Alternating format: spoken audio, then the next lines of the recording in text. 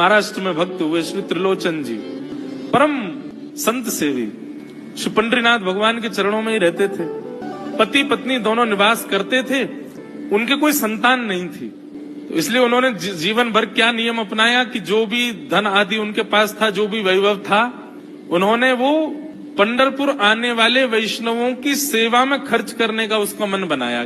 तो श्री त्रिलोचन जी पंढरपुर आने वाले दर्शनार्थियों को घर बुला करके प्रेम से भोजन पवाते थे, और जितने भी दर्शनार्थी दर्शन करके पंढरपुर से जाते थे वो अन्य संतों को कह देते, बोले कहाँ जा रहे हो? बोले पंढरपुर जा रहे हैं। बोले भैया पंढरपुर जा रहे हो तो त्रिलोचन जी के यहाँ जाना, उनके यहाँ भोजन प्रसादी बहुत बढ़िया संतों के अनुकूल बनाते हैं। बड़ी ख्याति हो गई महाराज जी, अब तो जितनी भीड़ पंढरपुर विठ्ठल मंदिर में उतनी भीड़ त्रिलोचन जी के घर के बाहर संतों की, दर्शनार्थियों की, सब प्रसाद पाने के लिए जाते। त्रिलोचन जी और उनकी पत्नी बड़े प्रसन्न कि इतने संतों की सेवा हम कर पा रहे हैं, ये हमारा सौभाग्य है। धीरे धीरे दोनों वृद्ध अवस्था को प्राप्त हो गए। दोनों वृद्ध हो गए तो अब इतनी सामग्री बना नहीं पाते, कोई सेवक नहीं था, स्वयं बनाते थे पति पत्नी मिलकर के। अब तो ऐसा हो जाता, कभी कभी दाल लग जाती, जल जाती, रोटियां सेकते तो रोटियां जल जाती। वृद्ध अवस्था, थक भी गए थे बहुत ज्यादा, तो प्रसाद पवाते तो थे, संत जन बेचारे प्रेम से स्वीकार तो करते, पर स्वाद नहीं होता था, तो बेचारे जैसा था उसको पाते, थोड़ा बहुत पा करके चले जाते। धीरे धीरे संतों का आगमन अब कम होने लगा। त्रिलोचन जी इस बात से बड़े परेशान हो गए, बोले भैया संत हमारे घर से आना बंद हो गए, हम क्या करें? तो श्री त्रिलोचन जी महाराज ने बाहर एक बड़ा सा कुछ होर्डिंग जैसा लगा दिया, उस पर लिख दिया कि अंदर कोई संत सेवा आदि के लिए एक सेवक की आवश्यकता है, अगर किसी के अंदर सेवा भाव हो तो वो आकर के भीतर संपर्क करे। सेवा, ब्रजवासी सेवा, गौ सेवा, इन सब सेवाओं के प्रकल्प में यदि आप सेवक की कामना करोगे तो कहीं ना कहीं किसी ना किसी रूप में ठाकुर जी आएंगे सेवा के लिए। अब ये बोर्ड पढ़ लिया हमारे श्री पंडरीनाथ भगवान ने, और श्री विठ्ठल भगवान एक छोटे से बालक का रूप धारण करके त्रिलोचन जी के यहाँ पहुंच गए। और श्री विठ्ठल भगवान एक छोटे से बालक का रूप धारण करके त्रिलोचन जी के यहाँ पहुंच गए। त्रिलोचन जी के यहाँ पहुंचे, त्रिलोचन जी बैठे थे। बोले साहब जी, आपने बाहर लिख रखा है संत सेवा के लिए यदि कोई इच्छुक हो तो भीतर आके संपर्क करे, मुझे सेवा करनी है। त्रिलोचन जी और उनकी पत्नी देखे, बोले कितना छोटा सा बालक है, कितना प्यारा है, ये तुम्हारे माता पिता नहीं है? बोले होंगे तो पता नहीं, मुझे तो पता नहीं, मैंने कभी देखा नहीं अपने माता पिता को, मैं अकेला ही हूँ, ना मेरे कोई भाई है, ना कोई मेरे मित्र है, ना मेरे कोई बंधु है, ना मेरे माता पिता, मैं अकेला ही हूँ। त्रिलोचन जी की पत्नी को तो इतनी दया सी आ गई, अरे राम राम, बेचारा अकेला बालक है। अच्छा चलो ठीक है, तुम यहाँ सेवा कर लेना, लेकिन कुछ नियम है उनको सुन लो। सबसे पहले तो अपना नाम बताओ, तुम्हारा नाम क्या है? विठ्ठल भगवान ही थे, वो तो छोटे से बालक के रूप में गए थे। बोले मेरा नाम है अंतर्यामी। त्रिलोचन जी बोले नाम सुन करके तो ऐसा लगता है जैसे सच में अंतर्यामी है क्या? अच्छा बेटा अंतर्यामी, सेवा करोगे? बोले ये सेवा करना तो मेरा जन्म जन्मांतर का काम है, मैं यही तो करता हूँ। संतों की सेवा करना, वैष्णवों की सेवा करना, भक्तों की रक्षा करना, ये मेरा जन्म सिद्ध अधिकार है, मैं इसी के लिए ही आता हूँ। त्रिलोचन जी और उनकी पत्नी एक दूसरे का मुख देख करके बोले नेक्स्ट सा बालक है, लेकिन बोलता कैसे? ठाकुर जी तो सत्य बोल रहे थे। बोले अच्छा, सुबह एक सब्जी बनानी पड़ेगी, दाल बनानी पड़ेगी, और हमारे यहाँ लगभग 100-150 संत आते हैं, उनके हिसाब की रोटी बनानी पड़ेगी, और सब बेटा तुमको करना पड़ेगा, हम थोड़ा बहुत सहायता कर देंगे, हमसे ज्यादा बनता नहीं है, तुमको ही सब सिद्ध करना पड़ेगा। अंतर्यामी भगवान बोले बिल्कुल निश्चिंत रहो, हम खीर भी बनाएंगे, हम रबड़ी भी बनाएंगे, हम रायता भी बना दिया करेंगे, हम 2-4 सब्जी और बना दिया करेंगे। त्रिलोचन जी बोले नेक्स्ट सा बालक, सब जानते हो तुम? बोले हाँ हमको सब आता है, दुनिया का कोई काम नहीं जो हमको नहीं आता हो, और सुनिए झाड़ू पोछा बर्तन भी कर देंगे हम। त्रिलोचन जी तो बड़े खुश हो गए, बहुत बढ़िया सेवक मिला यार, ये तो सब काम करता है। लेकिन भगवान बोले लेकिन अब हमारी शर्त सुनो। त्रिलोचन जी बोले तुम्हारी भी शर्त है? बोले हाँ। क्या शर्त है भैया? बोले हमारी पहली शर्त यह है कि हम दुनिया को बना के खिलाएंगे, लेकिन हमको आपको बना के खिलाना पड़ेगा, हम अपने हाथ का बना नहीं पाते, हम आपके हाथ का बना। और ये वास्तविकता है, ठाकुर जी पूरी दुनिया को पवाते हैं, लेकिन स्वयं भक्त के हाथ से बना ही पाते हैं।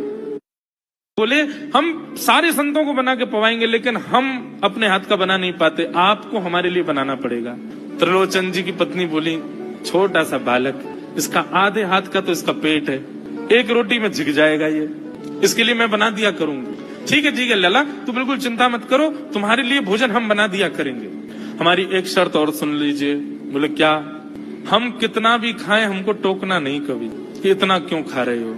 त्रिलोचन जी बोले भैया हम क्यों टोकेंगे, तुम बढ़िया 2-3 रोटी खा लिया करना। बोले 2-3 रोटी तो हमारी दाढ़ में छुप जाती है कहीं पर, हम तो प्रेम से पाते हैं। बस आप लोग ये नियम याद रखना, आप कभी ये मत कहना कि इतना क्यों खा रहे हो। और सुनिए एक बात, अगर हमारे सामने कही तो अपराध बनेगा ही, आपका नियम टूटेगा ही। किसी और से जाकर के यदि आपने कह दिया कि बहुत खाता है, क्या बताएं, तो हम उसी दिन अंतर ध्यान हो जाएंगे, उसी दिन आपका घर छोड़ के चले जाएंगे। फिर दूरते रहना सेवक। त्रिलोचन जी बोले हम क्यों कहेंगे भैया, हम तो कभी नहीं कहेंगे, हम दोनों तुमको वचन देते हैं, तुम प्रेम से रहो, सबका सेवा करो, हम कभी नहीं कहेंगे कि इतना खाता है। भगवान बोले तो ठीक है, फिर कल से सेवा शुरू। अगले दिन महाराज त्रिलोचन जी और पत्नी उठे सवेरे ब्रह्म मुहूर्त में, देखा तो महाराज भीतर ही ठाकुर जी बढ़िया अपनी कमर कस करके, सिर पर ढांटा बांध करके, मुंह पर कपड़ा लगा करके और कढ़ाई में लिए चला रहे हैं, बना रहे हैं दाल। एक हाथ से दाल बना रहे हैं, फिर दौड़ के जाते हैं दूसरी कढ़ाई पे, वहां पर खीर बना रहे हैं, फिर कहीं जाते हैं वहां पूड़ी उछाल उछाल करके धर रहे हैं। त्रिलोचन जी और उनकी पत्नी देख रहे खड़े खड़े, अकेले ठाकुर जी सब बना रहे हैं, नेक सा बालक। 8 बजे से संतों की जमात आनी प्रारंभ हो गई, सुबह के समय हो गया। महाराज अकेले ही पत्तल लेकर के दौड़ते हैं, सारे संतों को पत्तल बांट जाते हैं, फिर अकेले ही सामग्री लेकर के जाते हैं और लेकर के सबको बांटते हैं। त्रिलोचन जी कोई सामग्री लेके जाए तो ठाकुर जी बीच में ही आ जाते हैं, बाबूजी आप जाके बैठो, मैं बांट रहा हूं ना, आप उठ के मत आओ, आप उठ के आओगे सब फैल जाएगा, मैं कर रहा हूं ना सब। अकेले ठाकुर जी, अकेले अंतर्यामी भगवान सब कर रहे थे। और त्रिलोचन जी और उनकी पत्नी बड़े प्रसन्न, जय हो विठोबा, तेने तो भैया ऐसा लगे साक्षात तुम ही आ गए हो, कितनी कृपा हो रही है, देखो कैसा सेवक मिला है हमें। भले ही संतान नहीं दी ठाकुर जी ने, लेकिन ऐसा सेवक दिया है जिससे परिपूर्ण आनंद हो गया है।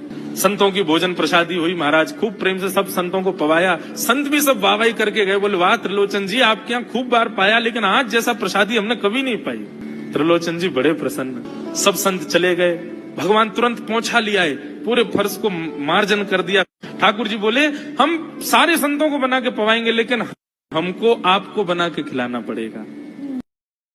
सब संत चले गए, भगवान तुरंत पहुंचा लिया है, पूरे फर्श को मार्जन कर दिया, सब बिल्कुल सारी दरी वरी समेट करके रख दी, सब पत्तल आदि सबको व्यवस्थित कराए, सारे बर्तन मांज करके धर दिए, सब बिल्कुल व्यवस्थित करके और आकर के ठाकुर जी सामने बैठ गए। मैया अब सेवा हमारी तो पूर्ण हो गई, अब हमारी पेट पूजा करो, अब आप लगो रसोई में, हमारे लिए बनाओ। वो तो इतने भाव में आ गए, अरे मेरे लाला मैं अभी बना के लाती हूँ। सुंदर सुंदर सब्जी बनाई, सुंदर रोटी बनाई, सुंदर खीर बनाई, थोड़ी थोड़ी एक एक दोना, 2-2 दोना मान लो सब्जी बनाई, 2-2 दोना खीर बना दी, 10-5 पूड़ी बना दी, ठाकुर जी की बढ़िया थाली लगाई, थाली लगा करके सामने धर दी। अंतर्यामी भगवान बैठ गए, प्रेम से पाने लगे, पाते जाए महाराज, वो तो खाते जाए, खीर उठा करके पी जाए, सब्जी उठा के पी जाए, और लाओ मैया भूख लगी है जल्दी लाओ, 10 की 10 पूड़ी एक बार में चट और लेकर के आई, बेचारी देती गई, 10 की पूड़ी और धरवा ली, फिर उनको भी पा गए। अब मैया ने इतनी सामग्री बनाई थी, बोले मैया भूख लगी है जल्दी जाओ, आटा मारो, फिर से सेको, बढ़िया लेके आओ सामग्री, आपसे हमने कही थी कि आपको हमको पवाना पड़ेगा। नहीं बेटा तू बिल्कुल बैठो रहे। अरे भैया मुझे तो लगी नेक्स्ट सो पेटया, कोई तो कुआ है पूरा, कितना डाल दो भरे कोई ना। महाराज आटा मारते मारते शाम हो गई, शाम तक ठाकुर जी पाते ही रहे और खूब पेट भर के पाया। महाराज एक आसन पर अखंड 4 घंटा बैठ करके भोजन किया, और भोजन करने के बाद ठाकुर जी बोले ठीक है सेठ जी अब आओ, लाओ तेल ले आओ, आपकी नक मालिश कर दूं, आपकी नक सेवा कर दूं, आप थक गए होंगे। त्रिलोचन में नहीं इसकी नहीं क्यों नहीं है, तेल लेकर के उनकी मालिश भी कर दें। इस प्रकार चले। त्रिलोचन जी की पत्नी बेचारी पहले दिन तो कुछ नहीं बोली, दूसरे दिन भी कुछ नहीं बोली, तीसरे दिन उसके मन में आया, बोले ये क्या कर लिया हमने, सुबह जितना भोजन बनना चाहिए उतना तो ये अकेला ही पाता है, सुबह संतों का ये बना देता, पर शाम को इसके लिए जितना बनता वो संतों के बराबर ही बैठता है पूरा। त्रिलोचन जी कहते नहीं तुमको याद नहीं उसने कहा था कभी कहना नहीं ऐसा। बोले हाँ नहीं मैं ध्यान रखूंगी, नहीं कहना है। लेकिन अंतर्यामी भगवान तो खूब प्रेम से घर के सारे काम कर रहे हैं उनके। महीना 1.5 महीना बीत गया, खूब आनंद से सेवा चल रही थी। लेकिन अंतर्यामी भगवान तो खूब प्रेम से घर के सारे काम कर रहे हैं उनके। महीना 1.5 महीना बीत गया, खूब आनंद से सेवा चल रही थी।